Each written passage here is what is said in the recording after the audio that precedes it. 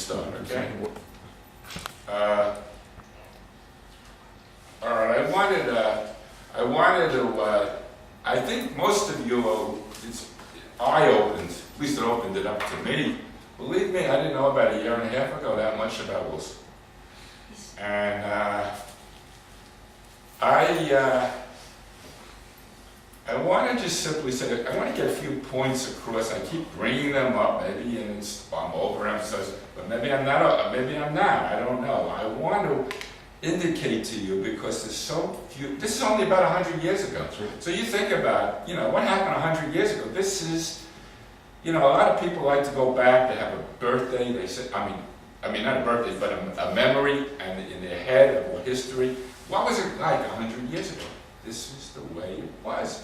Or 1914, 1920 was the time we're talking about here. And that was about 100 years ago. And so it's interesting to see how people felt and thought 100 years ago.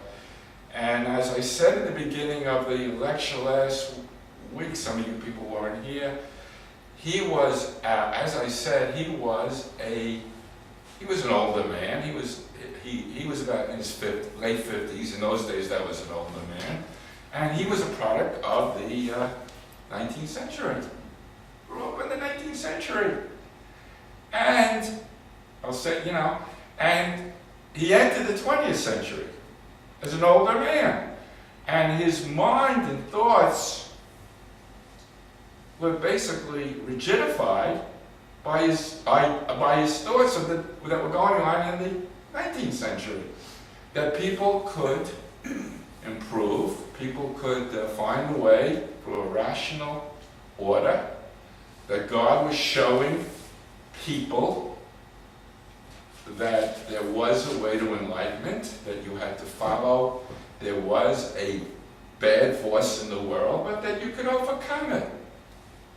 Nowadays, not today, not after the UN came in, but after Hitler and Depression and the terrible things that happened in the 20th century and the technological improvements in the 20th century, there was an outlook, especially after Hitler, that there is an evil force in this world. There's an evil force in this world that we really can't rationalize, that is there. But and that prevailed as we were growing up. That there were terrible things out there, because we were turned away from the Holocaust. We were disgusted by the Holocaust. We were disgusted by the Red Menace, the communist idea of conquering the world. These things were not part of Wilson's world in the beginning as he was growing up. And sometimes we say, how did Wilson think this way? Of such that God is, if you look at it right, the right way, God is going to give you the way. But you know what? I hate to say this, but now with mutual destruction, Wilson's concept is basically what is keeping us together right now. That there is a good out there. Otherwise, we'd give up. I mean, I know it's the 21st, now it's another century, but maybe we have to go back to what Wilson thought in the late 1890s, in the 1880s, in the 20th, in the 19th century. Because if we don't, if we can believe that there's an evil force out there, maybe we don't have much hope for the world. Yes. Do you think that he was a dreamer or a practical man? He was a dreamer. I said that. That's why he's so fascinating. But as a dreamer, I told you he entered into the 20th century. And I said the concepts of the 20th century are different than the concepts of the 19th century. And his dream is from the 19th century went into the 20th and propelled them. But the 20th century, at least in the early 1900s, from 1900 to 1920, was the concept that there are evil forces out there.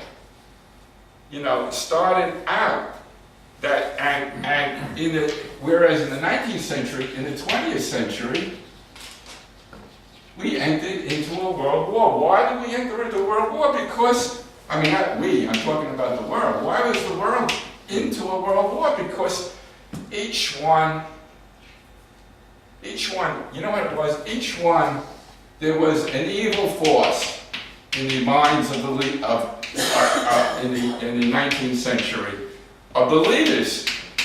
And Wilson he's a romantic, had the concept that if we eliminate the evil force in the leaders, the people are basically good. People are basically good. People are basically good. There is an evil force, but the evil force is promulgated, taught by the leaders. And if we eliminate this evil force, which Wilson believed you could do, by working on the moral good, that is the rational way, that God is created man as a perfectible human being. He's imperfect, but he can be taught. He was a teacher, but he was a romantic teacher. But he was also a preacher. He came from this preaching concept that man can be taught. And he kept these concepts when the world went to war. Before, the U.S. wasn't at war right away, 1914, because they started to have larger armaments, started to have tanks, started to have guns, and countries developed. How do I stop this country? By joining forces with another country. And the two of us against this one country will be able to stop that one bad country. So the one bad country saw two country going. So what did he do? He joined a second country. So instead of being one against one, as it always was, before the 20th century, now it was 2 against 2, then it was 3 against 3, then it was what we have. And then because England had colonies all over the world, and France had colonies all over, and Germany had colonies, it became a world war. And the U.S. was basically isolated over here. And this world war in Europe and in Asia and Africa, even in Africa, was consuming the world. And here's Wilson growing up, inculcating his ideas about the moral good, still believing in it, and the people of the United States still believed in it. And he said, we're going to enter this war not because we're on the side of England against Germany. We're not going to make it 5 against 4 or 6 against 5. We're going to have an independent, because he was isolated. He was romantic. He was a man that said, we're fighting this war to end all wars. The only one. England didn't want to fight a war to end all wars. It would have liked it, but it says impractical. But here's a man who believed it, and his country was uninjured. His country was strong. It was isolated. It had grown up for 200 years. But believe me, Germany and England were stronger before World War I. But Germany and England and France knocked each other out. It's like 4 or 5 boxers going into the ring fighting each other. Who ends up the winner? Who ends up the strongest country now in the world after they fought for 2 or 3 years? The United States. But how is the United States going to enter this war? The United States is not going to enter this war because it's on the side of one country or it's against another country. It's on the side of right and neutrality. And believe it or not, England, the only reason the U.S. declared war on Germany rather than on England is because by 1917, U.S. ships were being sunk. Private ships were being sunk. 3 ships have been sunk. And now now all the countries of the world are basically saying, come to us, U.S. Help us out. Get on our side. The only way, but he wouldn't go on their side. Even though he declared war on Germany, he said, we're not fighting this war to defeat Germany. We're fighting this war to end all wars. Because the preacher in him believed that just like he got fortunately elected president of the United States, became the most powerful man in the world, where 6 or 7 years ago nobody ever heard of him. He was a college professor. He started to say to himself, God is calling me. God is calling me. And you know what?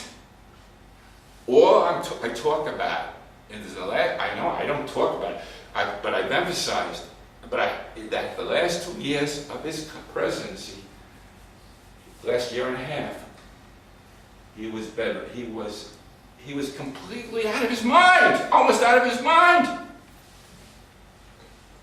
But he had carried if he had died,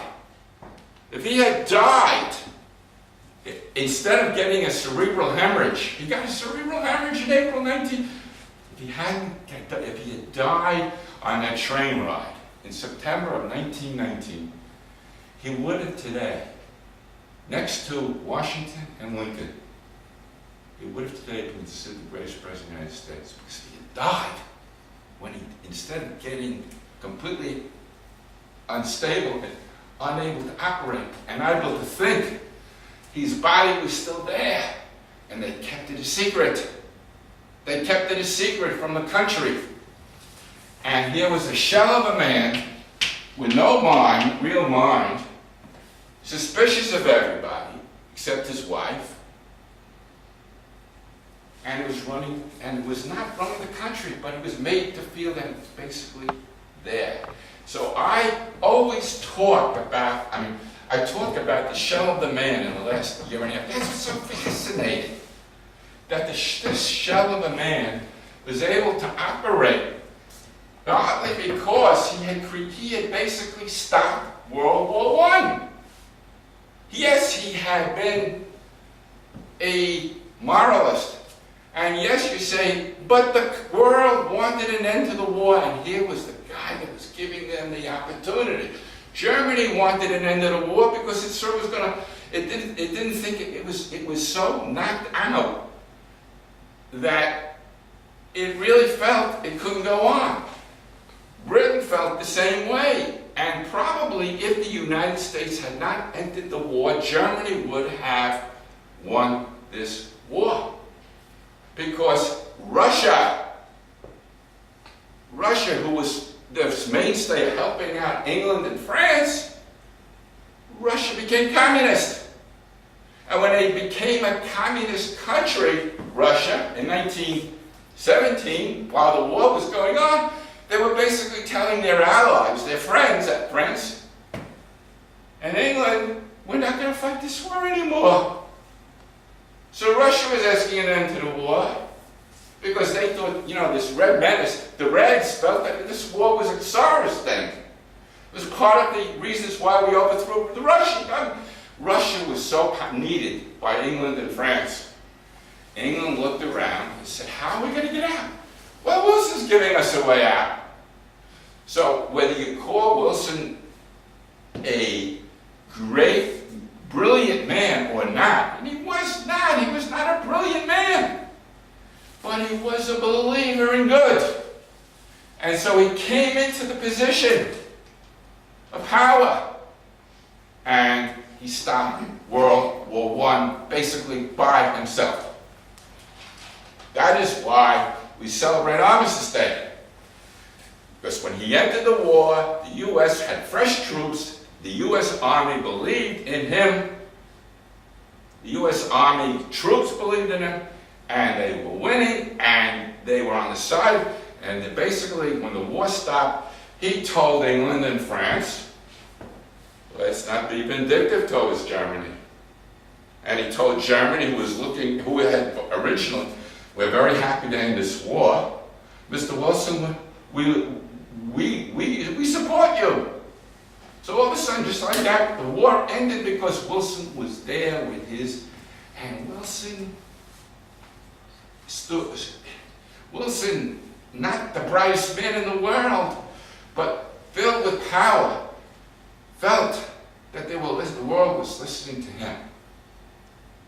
They were maybe listening to the facts that they were down, and he was just the right man at the right time. But he believed that good, his concept of good overcoming evil, prevailed. And the whole world bowed down to Wilson. And in 1918, he was up to Jesus Christ. You got to go back to Jesus Christ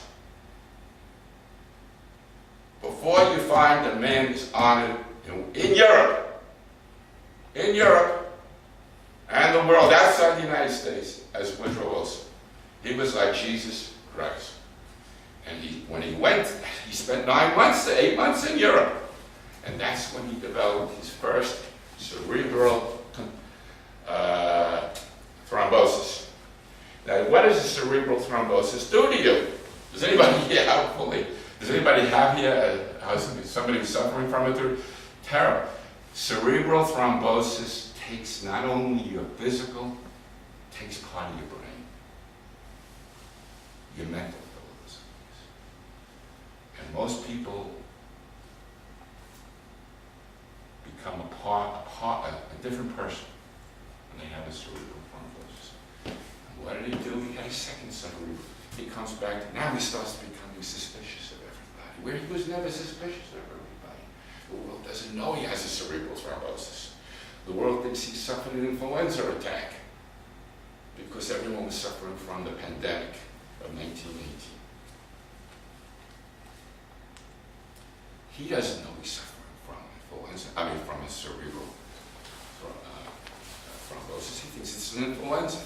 He goes up, it's 103, and he almost dies. He comes out of it, and he's a survivor. But a survivor of an influenza attack generally doesn't affect the brain. And he was and everything around him is suspicious. He thinks the servants are poisoning.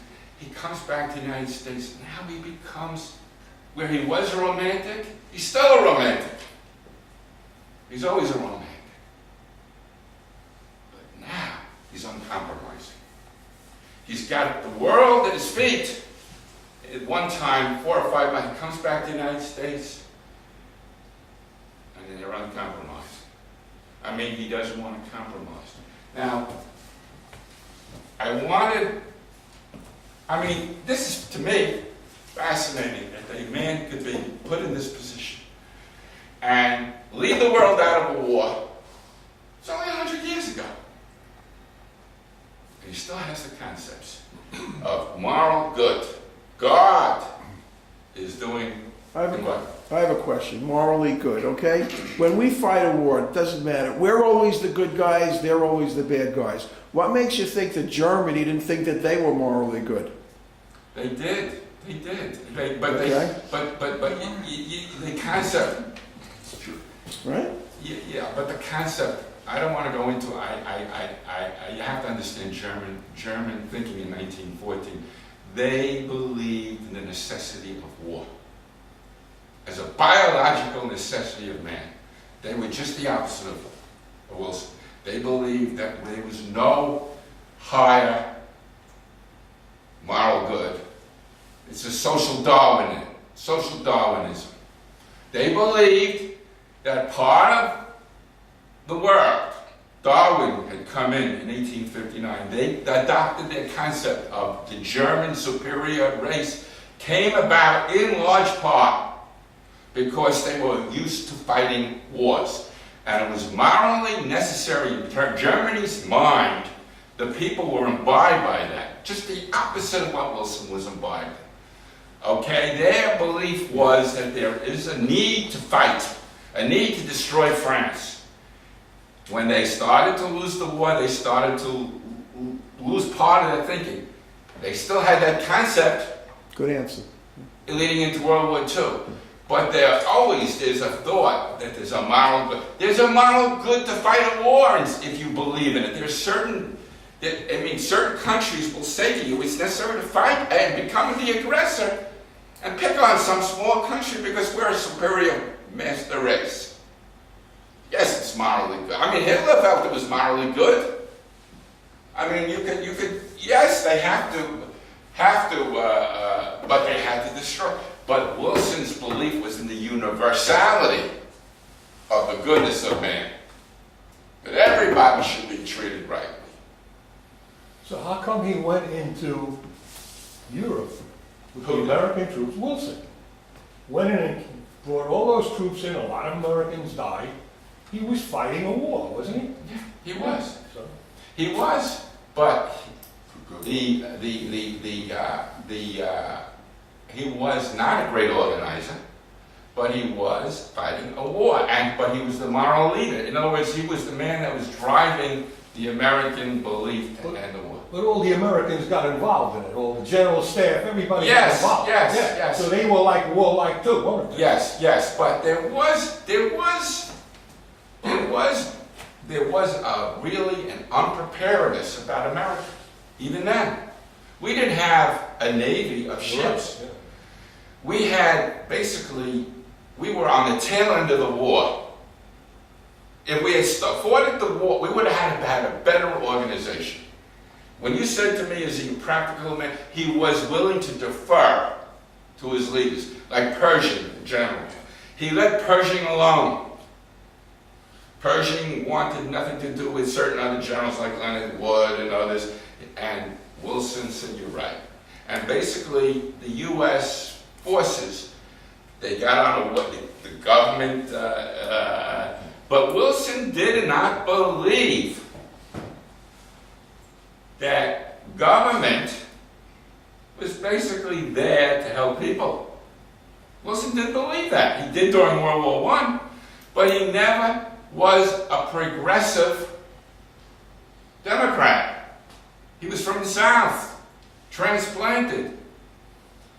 That is why, when the war ended, he spent all his time in Europe. 1918, the war ends, November 18, 1918. The troops come home, they're let go. Massive unemployment. Massive unemployment. Living standard goes up 88% from 1913 to 1980. Everybody is out of work. There's a coal miners' strike. He's against labor. Wilson, he never supports the labor strikes. What is he? There was a red menace that Wilson permitted a red menace. He knew that that Russia had certain radical people over there that were bomb throwers. Few of them came to the United States. Wilson, remember, he was sick. He was a shell of a man. He was not a complete shell until the second cerebral hemorrhage. He had the first one in Europe while he was negotiating the League. But there were race riots in Memphis, in Chicago, Washington, all over the country. Wilson was bedridden. No one, and his cabinet said if only Wilson was healthy, the old Wilson would have stopped these race riots. But his mind was only on one thing when he came back and when he wanted to get back. And believe it or not, the Congress felt the same way he did. Congress could have passed laws, and Wilson would probably sign them, stopping race riots, stopping getting troops in to stop. His cabinet basically tried to stop the race riots without Wilson because he was bedridden. But the Congress did nothing. And Wilson was bedridden. And basically this country, who needed a president, did not have one. And here is this beautiful, in many ways, this beautiful man with this moral good, who is basically destroyed, he's helping to destroy the country that he had created over the last 8 years. This is the last 2 years of his presidency. Now, what is it consumed by? And what is the Congress consumed by? And they're consumed by this League of Nations. The whole world, the U.S. is now becoming, as I said, a pretty weak country. The troops are out of work. There's the civilians, and there's coal strikes, and there's all types of problems in the United States. And Wilson's not there. He's in Europe when he gets his first, and he's trying to save the world, to save the situation that caused the end of the war. I mean, to end all wars. But you know, there is a tradition in the Constitution, U.S. Constitution. In the U.S. Constitution, it says that Congress has the obligation, right? Congress has the obligation to declare war. In other words, U.S. president can't unilaterally declare war. And he had the support in World War I, declaring war. That did not go away when he went and asked for a League of Nations. The Congress still had the right to say no, to go into a war if they joined the League. The Republican Party leaders, not all of them, but the Republican Party, Henry Cabot Lodge and others, basically said, we can't join this league because it would give up our sovereignty. And instead of Wilson saying, that's not true. That's not true. I want to join a league for moral reasons. Moral reasons. His morality got mixed up with the legality. He suffered a stroke, and instead of saying it's not true, he was too ill, and he started, I told you, he was suspicious of everybody. So he was suspicious of the Republican Party. And he believed that they were evil men that were trying to destroy his concept of why these guys fought in World War I. He forgot that the Republican Party and the Democratic Party and the United States people supported him in going into war. But now that the war is over, and he's asking for a League of Nations, and he goes, and one of his points is the sovereignty of Article 10 of the League of Nations. Article 10 is that a country's borders should be kept intact, that no country should attack another country if there are certain minorities in that country, similar to what we have right now in the Ukraine. You've got people in the Ukraine that are for Russia. Article 10 would say you can't do, and that it was morally wrong, and we should have a world that tells these countries no. And we should have maybe support. But he never gave up the right of Congress and the American people to say yes also. They could veto it. They could say we're not going to do that. Now, when he supported Article 10, who do you think the Republican Party seized on? Who were suffering from England at 1920, 1990? Who were the people that? The Irish. The Irish were part of England. And he basically, Wilson supported people should have the right to have their own countries, but once they have the country, they have to have it kept intact. The Republican Party said to the Irish, look what he's doing to you.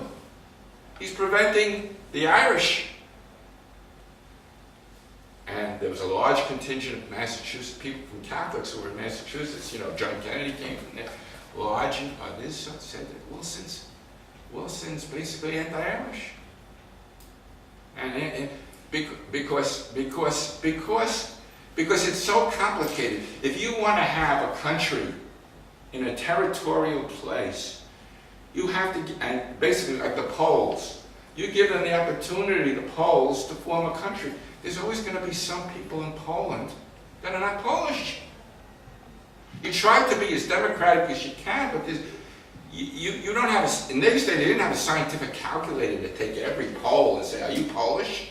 And if you're not Polish, would you like to leave? Basically, he was for the concept of people having the right to self-determination. But it leads, if you don't have the instruments, the mechanics, you're going to have injustices within that, right? Just like you have with Ireland and England. And he needed English support, so he supported the fact that Ireland, the Irish, should be part of England. But the Republican Party was looking to destroy Wilson. And if they're willing to destroy Wilson, what is Wilson standing for? The League.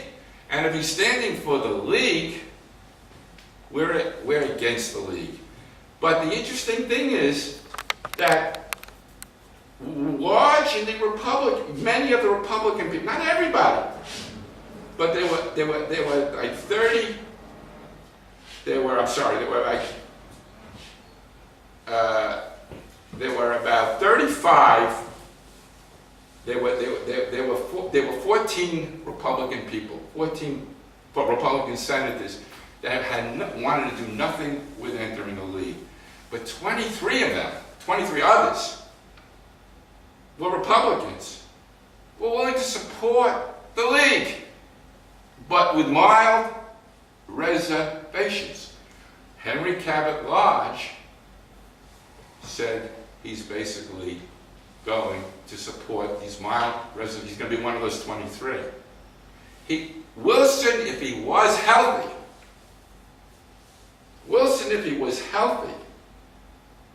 would have gotten the United States into the League.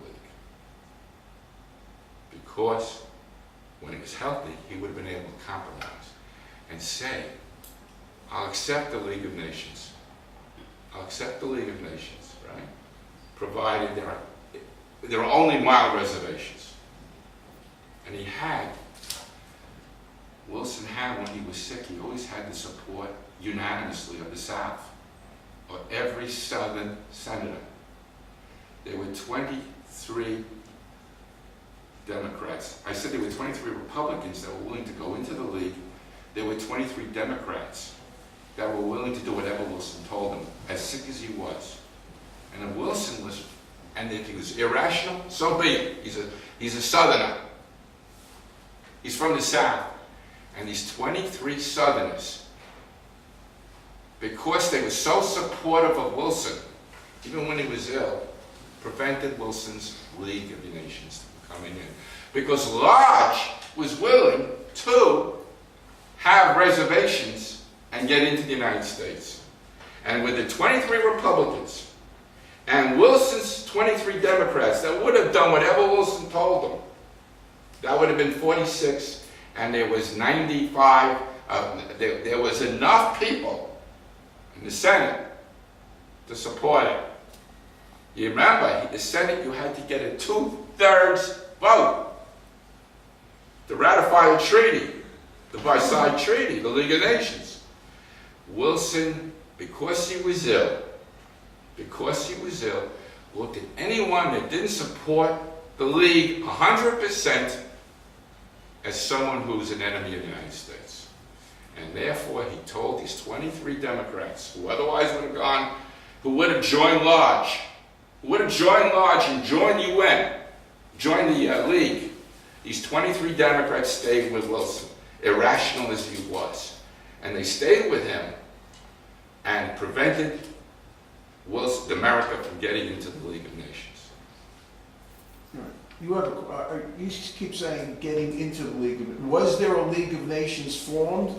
Or Yes, there was, but it there didn't. was a League of Nations, okay. But it didn't have the United States. Okay. Now, there's a question. Wilson was fighting against his common sense by refusing to go into the League. The country was supporting him and getting into the League with mild reservations. They weren't supporting Wilson that it's all or nothing. They knew that we had a right to declare war. They knew that. The country did. But Wilson didn't see it that way. Wilson saw it that if I have a reservation here, I got to go back to Europe, England, France, and get their consent, because if I do it, they could do it. Not realizing that the U.S. was the most powerful country in the world, and it could carve out an exception for the United States and permit certain reservations. Wilson's concept was all or nothing.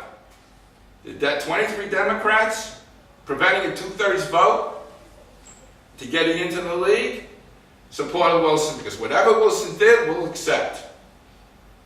And this went on for a year and a half. Had we entered the League, there's a good question as to whether we could have stopped World War II. I doubt it, but you don't know. You don't know. You look back, looking back now that people say Germany would have done, but I don't know, because if we had gotten into the League, we would have been able to put we wouldn't have had these provisions against Germany that were spearheading Germany's. Hitler got to power in large part because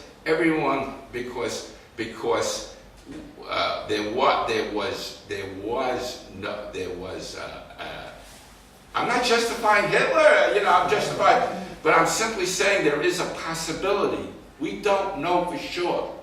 Had Wilson died on that train, right after he gave that speech in September 1919, he would have been considered a martyr, because he made the speech that we have to do this for the boys that died. And then he suffered this terrible second concussion, cerebral concussion, and he canceled the trip, and he became a shell of a man, and he wouldn't talk to anybody, and his wife wouldn't let anybody see him, and yet the doctors kept saying it's only a nervous condition from overwork, that he suffered from influenza, but the doctors knew that it was a second cerebral concussion, and they knew that he was always going to get worse. But the doctors were basically officers of the army, and they took orders from Wilson. And Wilson basically said, not Wilson, his wife said, "Don't disturb my husband. I want him to get better." All she did for the year and a half while he was president, her mind was not on the country at all. Her mind was not on the country. It's like, the Russian Nicholas, his wife ran the country. Nicholas was the Nicholas and Alexandra. Alexandra ran the country. That's one of the reasons why the Russian Revolution. He was a petty. Wilson was not petty. He got sick. He was a shell of a man. People didn't know that cerebral concussions could affect the brain. People didn't know it, but they should have suspected it, because Wilson basically was not seen from September 1919 until April. He would be seen in a car riding by. He never saw his cabinet. He didn't see his people. His wife was basically saying, "Don't disturb him. If you say something bad that he's got to give up the League, he's going to have a third, he's going to die." It would have been so fortunate for the country. Forget about getting into the League. Running this country, it would have been a blessing if he had died. But he didn't. He completely became isolated, uncontrolled by his wife. Didn't know he was controlled. Didn't know he was controlled. It wasn't until April 1920 that he said to himself, maybe I should give up the presidency, I'm too ill. This was in September 1919, he has this condition. April 1920, he starts having thoughts that maybe the vice president should take over. But does he ever see his vice president? No. Never sees his vice president. He's not invited. The vice president doesn't. The vice president goes to the first lady outside his door and says, let me talk to the president. She says, well, it's not, I don't think you should, I don't think he could accept right now. I don't want you to approach him because you might disturb him. If he sees you, he'll be wondering why you're looking at him. So the vice president of the United States never saw the president of the United States from the day that Wilson got the second stroke until the day of Harding's inauguration in 1921. For 15 months, the vice president never saw the president. The vice president didn't want to become president. In November 23rd, 1920, November 23rd, 1919, 6 or 7 weeks after Wilson got the stroke, I told you Thomas Marshall went down was making speeches all the time because that's the only way he could make a living. He didn't want to have anything to do with the government. So he was making speeches and getting money for it. And he goes down to Atlanta to make a speech on November 23rd. And in the middle of the speech in Atlanta, he gets up and he starts talking, and the police officer, 2 police officers come up to the podium and says, I think President Wilson is dead. You're asked to come. Could you please go to Washington? He goes back to Wilson.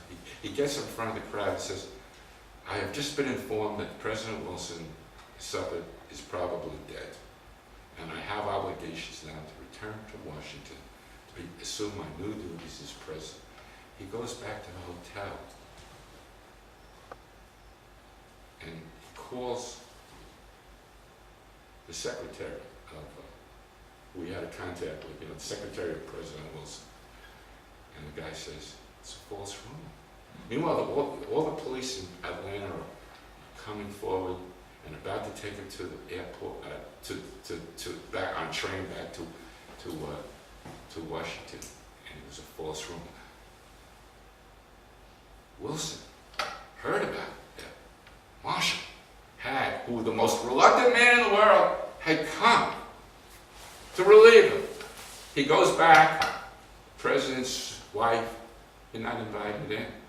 Like it wasn't because he's responding, as Wilson Marshall did. He's now a bad guy. He's looking to get rid of Wilson. The cabinet meets every week without Wilson's approval, but not disapproval. It's like he completely forgot about his cabinet. Who is in the cabinet running the thing? The Secretary of State, Lansing, Robert Lansing. Robert Lansing had been with him in Europe, and he had told Wilson that he was against, basically, the League. When does he do this on the speech? He finds out that Lansing was against the League.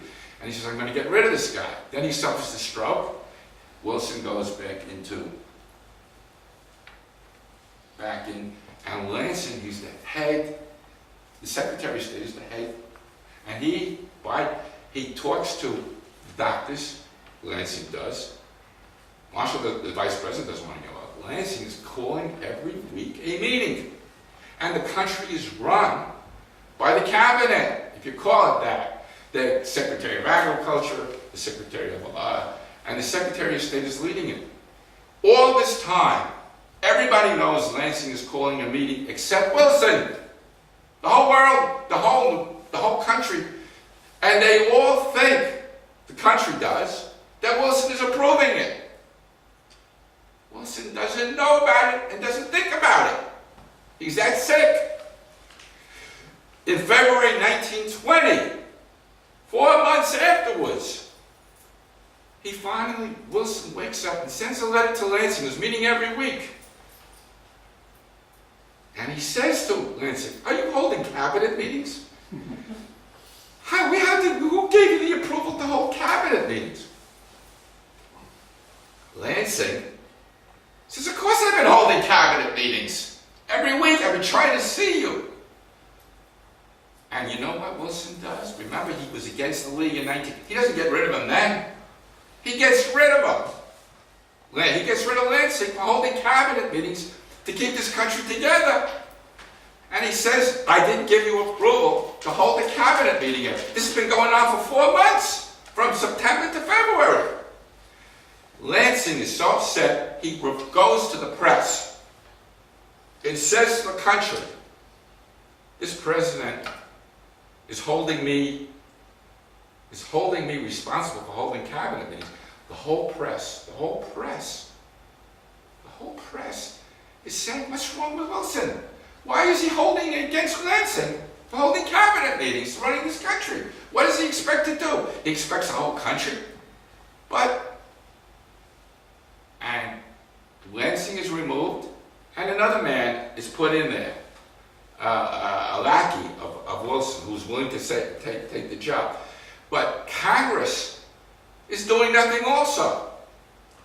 Congress is doing nothing because they want to destroy what all they're thinking about is, and they go to Lodge, and they say to Lodge, Watson of Indiana says, the country is for getting into the League. How could you not get into he says, I could, and why are you accepting, why don't you just say no completely? And Lodge says, I don't have to worry. If I have any reservations, Wilson will oppose it. Wilson is so sick in his head that the mild reservations that would get us into the League, Wilson will oppose it. And sure enough, that's what Wilson did. He opposed these mild reservations that would have put us into the League, that would have made us at least more aware of what was going on. And Lodge is not a good man. He's not a good man. He's in many ways, I'll tell you, those 23 Democrats was not good either. They knew that the world was, that they need, that everybody, that we were still safe as a country if we had a league, that we weren't giving up a sovereignty. But Wilson saw it all as black and white, and Lodge knew that Wilson saw it all as black and white, so if he put in mild reservations, it would stop us from getting into the league. And Warren, and it was such a situation that, it was such a situation, Wilson was so out of it, that he actually said he's going to run for, he remembered the British referendums. How did the British run their country?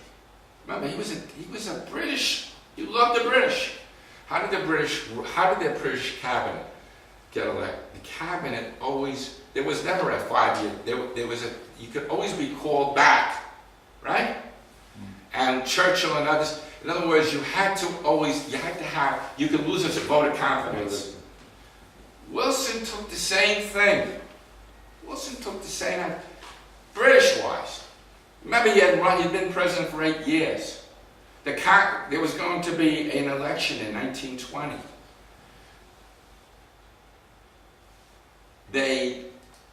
He knew that the people, some of the people still loved him. Maybe a third of the people still loved him. A third of the people in the United States. He had a belief that if he had a referendum in 1920, that he would get the U.S. into the league. He would, and what did he do? He talked about, ill as he was, of running for a third term. And there was going to be a nomination in San Francisco, and he told the Secretary of State, Bainbridge Colby, the new guy that I said was like, support a deadlock. And because there was a deadlock between in the Democratic Party.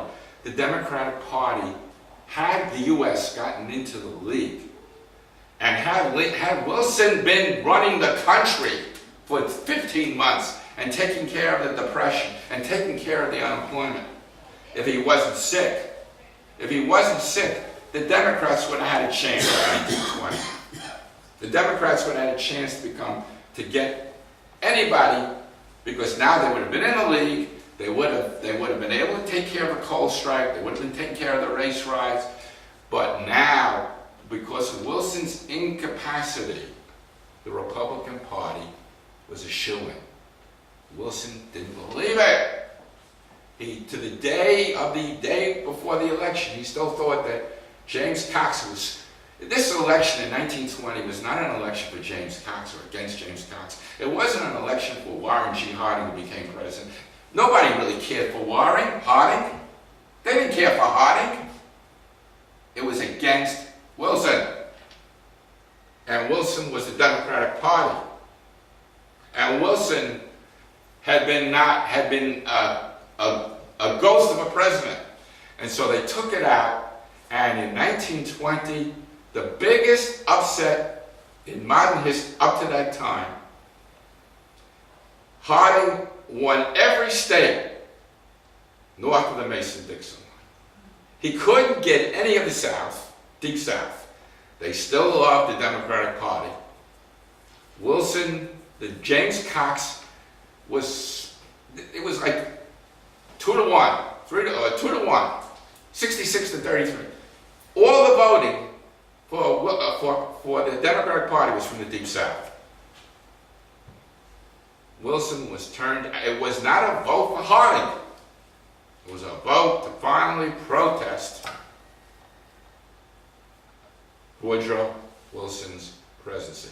They had loved Woodrow Wilson until he got sick. And when he got sick, it was a calamity for the world.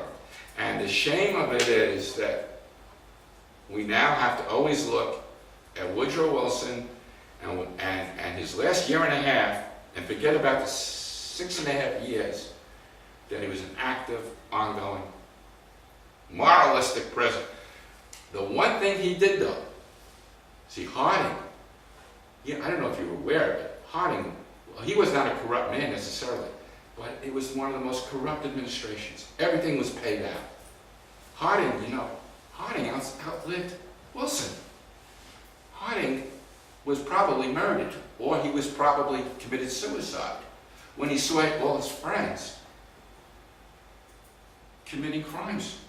Harding, had a girlfriend in the closet, and he would go up there, and that was his way of escaping. He would have poker games. It was a terrible time for America when Harding was president. But at least they had a president that they could see, who could smile and say everything is okay, even though everybody was taking bribes. But Harding represented the return to normalcy. The return to, he used the words normalcy. And he got it was an anti-Wilson vote. And then he, we'll talk about it, but Wilson died in 1924. Harding either was poisoned by his wife, or committed, because she found out about the affairs, or he committed suicide, because it's an amazing period of time, but we're not going to be discussing it. Yeah, isn't this something, it's funny, I don't know, someplace I read that there was a statement that his wife was running the government. Who? Wilson's wife was running the government. Now, why would that statement be someplace in the history books when actually the government wasn't running? The government wasn't running. But she was running the government, in one sense, she was running the government by saying that President Wilson is not to be disturbed. She, as I said to you last week, I think it was your question, she was not interested in the United States. She came from the South. She was I think she had a year of college education. Nothing wrong, but she didn't have any interest in politics. And you know how you always see the American pioneer woman or the American guy. The woman is always there in the home. That was her. She said, do not disturb my Woodrow. And the only way Woodrow is going to live is if you leave him alone. So the whole world was left in the dark, because she had enough power over her husband. Remember I said about Nicholas and Alexander? If you have enough power on the most powerful man in the world, you can control that person. So she did run the country. She spent 3 or 4 hours a day after he went to bed at 7 o'clock studying but all the letters that were coming into the White House. And she would give him, maybe he would spend a half an hour in the morning, and he would start talking about, I want you to do, and he'd fall asleep. And he'd wake up 5 minutes later, and I want you to do this. And she would take it down. He was incapacitated, and he worked maybe only an hour overall, maybe 10 minutes here, asleep, 10 minutes there, asleep. And she was always with him. She never left his side. She loved him tremendously. She was not out to, she did nothing for herself. She did nothing to him, except that by isolating him and not telling the world and telling the army medical people and the whole world was kept in the dark. And only when Lansing was fired, the Secretary of State was fired, did the people realize how incapacitated Wilson was, that he didn't even know there was a cabinet meeting every week, and he expected no cabinet to be formed. Okay, I think that's it for today. Thank you. Thank you for waiting. I have one question, okay? Last week you spoke about vice president, right? That he didn't want to be the president. When did vice presidents become more powerful? Well, you know, in large part Or more because of interesting. Wilson, there was a Presidential Succession Act, I think, but it didn't come about until 1947, I think. I'm not sure. Truman was not really known, but None of them were really good presidents up until recent What? times. Vice presidents really didn't have any say. Bill Lyndon Johnson. Cheney. Bill Lyndon yeah, but Johnson. that was Lyndon Johnson's kept in Cheney the got so dark. powerful. No, but he knew things. I mean, Lyndon Johnson was Right, a but I'm just powerful saying, man. Kennedy You just know, didn't consult. you know what it is also, we got television, we had, there was just now radio coming into play. Nobody really knew who the vice president was. You know, Nobody the knew early who the days. president was. Although the campaigns always had the vice president on, Yeah. like Tippecanoe and Tyler too. That one, they know the vice president. They don't know the president. I have another question, okay? Could you talk a little bit about women's suffrage? Yeah, I will. By the way, I'll do that next week, but I just want to say, at that time, remember I said just a minute ago that she was always in the kitchen? I mean, she wasn't in the kitchen, but she was always around him. She never left his side. Never. She was very loyal. She really loved him tremendously. Her mind was all wrong in thinking that he was going to get better. But women did not have the right to vote in 1920. Here's this woman basically running the country, even though she's not only running him, but she's running the country. And the woman couldn't vote. Women were not expected. In other words, today, you would not expect a woman to watch her husband every minute. Like, because people would be voting, women would get involved, or women's movements.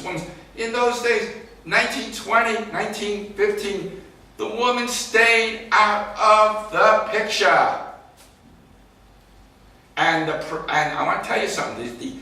There was one guy in the Senate named George Norris. He said, this country is being run by a woman. And he was right. She was running it by not running the country. By not running the country. I don't think it could happen today. That's where it came. In that period of time, they didn't enact any laws. No, they didn't. Because I want to tell you something, the Congress